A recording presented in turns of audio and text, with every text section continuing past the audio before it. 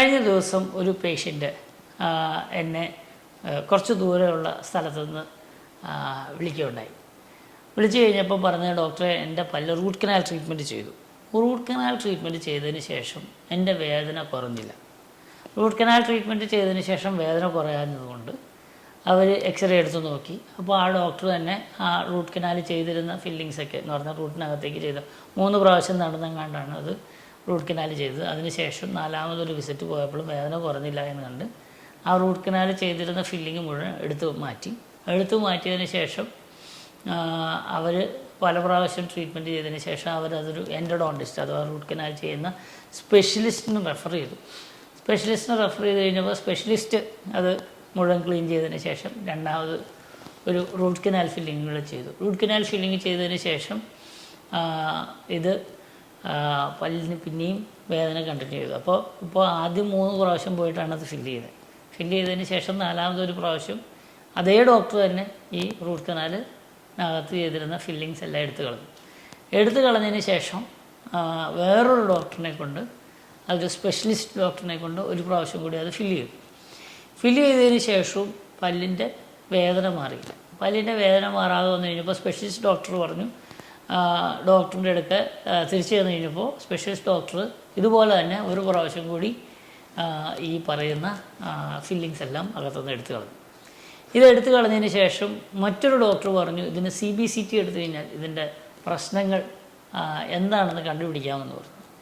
അങ്ങനെ CBCT എടുത്തതിന് ശേഷം നോക്കിക്കഴിഞ്ഞപ്പോൾ ഒരു പ്രശ്നം കണ്ടുപിടിച്ചു. എന്താണ്? ഒരു സൈഡിലേക്ക് ഒരു ചെറിയ സുഷിരം വന്നിട്ടുണ്ട്. അല്ലെങ്കിൽ ഈ റൂട്ട് കനാൽ ട്രീറ്റ്മെൻറ്റ് ചെയ്യുന്നതിൻ്റെ ഭാഗമായിട്ട് അവർ ഇൻസ്ട്രുമെൻറ്റ് ചെയ്തപ്പോൾ മറ്റൊരു ഭാഗത്തേക്ക് ഇത് ഒരു ഭാഗം തുറന്നു പോയിട്ടുണ്ട്.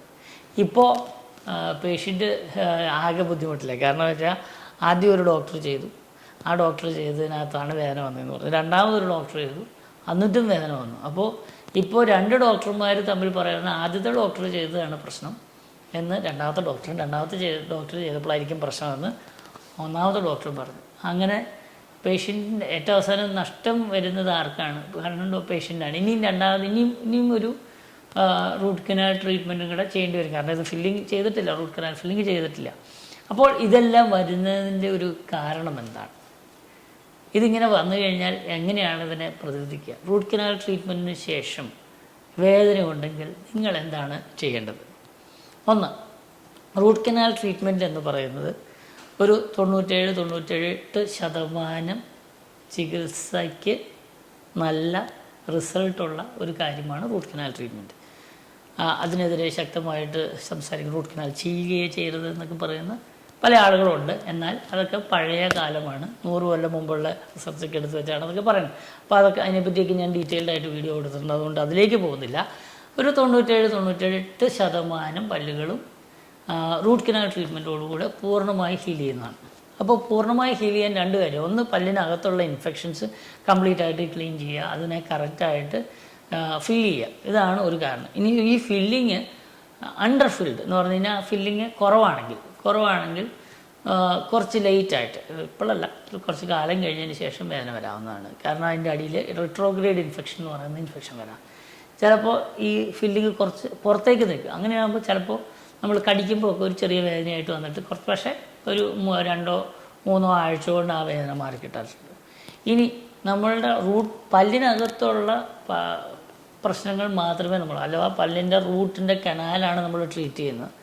ആ കനാൽ ട്രീറ്റ് ചെയ്യുമ്പോൾ അതിനകത്തുള്ള ഇൻഫെക്ഷൻസ് മാത്രമേ കൃത്യമായിട്ട് എടുത്ത് കളയണം. അത് കൃത്യമായിട്ട് ചെയ്യുന്ന ചികിത്സാ രീതികളുണ്ട്. അതിനുവേണ്ടിയുള്ള എക്സ്റേസ് കാര്യങ്ങളുള്ള നല്ല സജ്ജീകരണമുള്ള നല്ല ക്ലിനിക്കിലേ ചെയ്യാവുള്ളൂ. അങ്ങനെ ഇതെല്ലാം ക്ലീൻ ചെയ്ത് കഴിയുമ്പോഴും നമ്മുടെ എല്ലിലുള്ള പ്രശ്നങ്ങൾ മാറുന്നില്ല.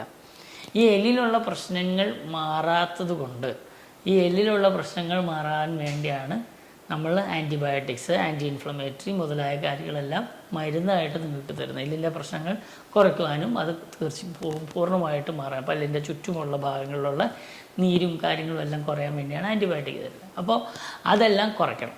ഇനി മറ്റൊരു കാരണം എന്താണെന്ന് വെച്ചാൽ പലപ്പോഴും ഒരു പല്ലിനെ ചികിത്സിച്ച് കഴിഞ്ഞാൽ അതിൻ്റെ തൊട്ടടുത്തുള്ള പല്ലുകളിലെല്ലാം എവിടെയെങ്കിലും വേദനയുണ്ടെങ്കിൽ അതേ ഈ പല്ലിനാണെന്നേ നമുക്ക് തോന്നുള്ളൂ. കാരണം നമ്മൾ അവിടെയല്ലേ ചികിത്സിച്ചേക്കണേ.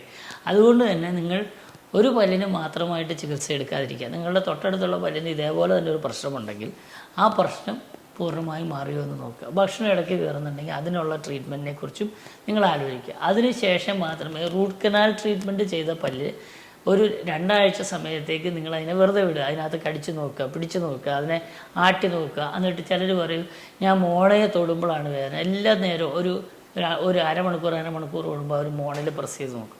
അങ്ങനെയൊക്കെ പ്രസ് ചെയ്ത് നോക്കിയിട്ടാണ് പലപ്പോഴും വേദന വരുന്നത്. അങ്ങനെയുള്ളതൊക്കെ നിർത്തി വയ്ക്കുക. അപ്പോൾ റൂട്ട് കനാൽ ട്രീറ്റ്മെൻറ്റ് കഴിഞ്ഞ് അതിനെ ഒന്ന് ഉണങ്ങാൻ വിടുക. ഇത് നമ്മൾ സാധാരണഗതിയിൽ നമ്മൾ കൊച്ചിലായിരുന്നപ്പോൾ ഒരു മുറിവ് വന്നു കഴിഞ്ഞാൽ എല്ലാ നേരവും നമ്മൾ നോക്കുക. എന്നിട്ട് അതിനകത്തൊരു പൊറ്റയുണ്ട്. ആ പൊറ്റയെ നമ്മൾ പൊളിച്ച് കളഞ്ഞിട്ട് നോക്കിക്കഴിയുമ്പോൾ പിന്നെ മുറിവ് ഉണങ്ങിയിട്ടില്ല, കാരണം അവിടെ ചോര വരും. അത് കഴിയുമ്പോൾ കുറച്ച് നേരം കഴിയുമ്പോൾ പിന്നെ അതിനകത്ത് പൊറ്റയൊക്കെ വന്ന് ഒരു ബ്ലാക്ക് കളറിൽ അവിടെ നിൽക്കും. അത് പിന്നെയും കുറച്ച് നേരം കഴിയുമ്പോൾ നമ്മൾ എന്ത് ചെയ്യും, പിള്ളേരല്ലേ, അത് കുറച്ച് നേരം കഴിയുമ്പോൾ മാറ്റിക്കൊണ്ടിരിക്കും. അതിനാണ് പണ്ടൊക്കെ ഒരു ബാൻഡേഡ് സ്റ്റിക്കർ ഒട്ടിച്ച് തരുമായിരുന്നു. സ്റ്റിക്കർ ഒട്ടിച്ച് തന്നു കഴിഞ്ഞാൽ പിന്നെ ആ സ്റ്റിക്കർ പൊളിക്കലായി. അപ്പോഴും മുറിവ് ഉണങ്ങാനുള്ള താമസം വരും. എന്ന് പറഞ്ഞതുപോലെ തന്നെയാണ് റൂട്ട് കനാൽ ട്രീറ്റ്മെൻറ്റ് ചെയ്ത പിറ്റേ ദിവസം രാവിലെ മുതൽ അതിനകത്ത് കടല വെച്ച് കടിച്ചു നോക്കുക, അല്ലെങ്കിൽ പേപ്പർ വെച്ച് കടിച്ചു നോക്കുക, ബബിൾഗം കടിച്ചു നോക്കുക. ഇങ്ങനെ വേദന ഉണ്ടോ എന്ന് ടെസ്റ്റ് ചെയ്ത് നോക്കി അവിടെ വേദന ഉണ്ടോ എന്ന് മുഴുവൻ നേരവും ആലോചിച്ചുകൊണ്ടിരിക്കുന്നവർക്ക് വേദന ചെറുതായിട്ട് ഫീൽ ചെയ്യും. അപ്പോൾ ആ വേദനയെ മാറ്റി നിർത്തുക. അതേസമയം ശക്തമായ വേദന, രാത്രിയുള്ള വേദന, അതുപോലെ തന്നെ ഗുളിക കഴിച്ച് കഴിഞ്ഞ് അതായത് 5 ദിവസത്തേക്ക് റൂട്ട് കനാൽ ട്രീറ്റ്മെൻറ്റ് കഴിഞ്ഞ് ഒരു ആൻറ്റിബയോട്ടിക് സാധാരണ തരാറുണ്ട്. ആ ആൻറ്റിബയോട്ടിക്കിൻ്റെ ട്രീറ്റ്മെൻറ്റിൻ്റെ ശേഷവും നിങ്ങൾക്ക് വേദന പെർസിസ്റ്റ് ചെയ്യുന്നുണ്ടെങ്കിൽ ഇതുപോലെ ആദ്യം തന്നെ പോയി നിങ്ങൾക്ക് ചെയ്യാവുന്നത് ആ ഡോക്ടറിൻ്റെ അടുക്കൽ പോയി പറയുക. ആ ഡോക്ടർ തുറന്ന് അതിനെ റൂട്ട് കനാൽ ട്രീറ്റ്മെൻറ്റിൻ്റെ അകത്തിരിക്കുന്ന സാധനം എടുത്ത് കളയുന്നതിന് മുമ്പ് തന്നെ അവരെ കൊണ്ടൊരു എക്സ്റേ എടുപ്പിക്കുക. ആ എക്സ്റേ നിങ്ങൾ സൂക്ഷിക്കുക. അതോടൊപ്പം തന്നെ നിങ്ങൾക്ക് പിന്നെയും കൂടുതലും സംശയങ്ങളുണ്ടെങ്കിൽ അത് ഒരു CBCT എന്ന് പറയുന്ന ആ പല്ലിൻ്റെ മാത്രം ഒരു 3 ഡയമെൻഷനിലായിട്ടുള്ള എക്സ്റേ എടുത്ത് നോക്കാം. എക്സ്റേ എടുത്ത് നോക്കിക്കഴിഞ്ഞാൽ ഇനി ഏതെങ്കിലും കനാൽ, ഒരു കനാലോ അല്ലെങ്കിൽ ഇനി എന്തെങ്കിലും സബ്സിഡറി കനാൽസ് എന്ന് പറഞ്ഞാൽ ഒരു കനാലിൻ്റെ സൈഡിലേക്കൊക്കെ പോകുന്ന ചെറിയ കനാൽസൊക്കെ ഉണ്ടെങ്കിൽ അതൊക്കെ കൂടുതൽ കാണാൻ സാധിക്കും. അപ്പോൾ അത് നെഗോഷിയേറ്റ് ചെയ്യാൻ വേണ്ടി സ്പെഷ്യലിസ്റ്റ് ആ കനാലിനെ മാത്രം നെഗോഷിയേറ്റ് ചെയ്ത് അതിനെ ഫില്ല് ചെയ്യുന്ന സ്പെഷ്യലിസ്റ്റുകളുടെ സഹായവും തേടും. നിങ്ങൾ ആ ഡോക്ടറിൻ്റെ അടുക്കൽ തന്നെ ചെന്നിട്ട് ഇതെല്ലാം പറയുകയാണെങ്കിൽ നിങ്ങൾക്ക് ചിലവ് കുറവായിരിക്കും. അപ്പോൾ ചിലവ് കുറച്ച് നിങ്ങൾക്ക് ആ ഡോക്ടറിനെ കൊണ്ടുവന്ന് ഒരു CBCT അപ്ലൈ ചെയ്ത് CBCT കണ്ട് ഡോക്ടറിന് അതിനകത്തൊരു പ്രോബ്ലം ഉണ്ടോ ഇല്ലയോ എന്നൊക്കെ നിങ്ങൾക്ക് പറഞ്ഞുതരാം. ഇനി അഥവാ നിങ്ങൾക്ക് അതിനകത്തും ഒരു സംശയം ഉണ്ടെങ്കിൽ മാത്രം നിങ്ങളൊരു പുതിയ ഡോക്ടറെ അടുക്ക് പോകുക. അല്ലെങ്കിൽ നിങ്ങൾ അവിടെ നിന്ന് ഒരു ചികിത്സ കഴിഞ്ഞിട്ടാണ് നിങ്ങൾ ഇതുപോലുള്ളൊരു CBCT എക്സ്റേ ഒക്കെ എടുക്കുമ്പോൾ നിങ്ങൾക്കുള്ളത് ഈ ഡോക്ടറാണോ ആ ഡോക്ടറാണോ അത് ചെയ്തതിനകത്തുള്ള തെറ്റ് എന്ന് കണ്ടുപിടിക്കാൻ സാധിക്കില്ല. അഥവാ ഇനി അത് തെറ്റ് ആരുടെ ഭാഗത്താണെങ്കിലും അത് ശരിയാക്കി എടുക്കുന്ന ഒരു ചികിത്സയിലേക്കാണ് നമുക്ക് പോകേണ്ടത്. അതുകൊണ്ട് 2 പ്രാവശ്യം ചെയ്ത് തെറ്റുകൾ വരാതിരിക്കാൻ വേണ്ടി ആദ്യത്തെ പ്രാവശ്യം തന്നെ ഒരു CBCTയോ അല്ലെങ്കിൽ അതിന് പറ്റിയ ഒരു എക്സ്റേ എടുത്ത് അതിൻ്റെ പ്രശ്നങ്ങൾ എന്താണെന്ന് കണ്ടുപിടിച്ചതിന് ശേഷം മാത്രം പുതിയ ചികിത്സയിലേക്ക് പോകുക. ചിലപ്പോൾ മിക്കവാറും ഈ പറയുന്ന പല്ലിൻ്റെ വേദനകളെല്ലാം റൂട്ട് കനാൽ കഴിഞ്ഞ് വേദനകളുണ്ടെങ്കിൽ ഒരു കോഴ്സ് ആൻറ്റിബയോട്ടിക് കൊണ്ട് പൂർണ്ണമായും. പക്ഷേ അതിനെല്ലാം മുമ്പ് നിങ്ങൾ ചെയ്യേണ്ട ഒരേ ഒരു കാര്യം, തൊട്ടടുത്തുള്ള പല്ലുകളിൽ വേദനയുണ്ടോ, തൊട്ടടുത്തുള്ള പല്ലുകളിൽ കേടുണ്ടോ, തൊട്ടടുത്തുള്ള പല്ലുകളിൽ ഭക്ഷണം കയറിയിട്ടാണോ ഈ വേദന, മുകളിലത്തെ തൊട്ടടുത്തെന്ന് പറഞ്ഞാൽ താഴത്തെ പല്ല് ചെയ്യുമ്പോൾ മുകളിലത്തെ പല്ല് ചെയ്യുമ്പോൾ താഴത്തെ, ഇവിടെ എവിടെയെങ്കിലും മറ്റ് പല്ലുകളിൽ കേടുകളുണ്ടോ. കാരണം ഞാനിവിടെ കണ്ടുവരുന്ന ഒരു 98% പേഷ്യൻസിലും റൂട്ട് കനാൽ ട്രീറ്റ്മെൻറ്റ് പലയിടത്തും ചെയ്തിട്ട് എൻ്റെ അടുക്ക് വന്നിട്ട് പറയും ഡോക്ടറെ അവിടെ റൂട്ട് കനാൽ ചെയ്തിട്ട് വേദനയാണ് അതുകൊണ്ട് ഞാൻ വന്നതാണെന്ന് പറയുമ്പോൾ പലപ്പോഴും നമ്മൾ ചെക്ക് ചെയ്യുമ്പോൾ തൊട്ടടുത്തുള്ള പല്ലുകളിലാണ് ആ വേദന വന്നിരിക്കുന്നത്.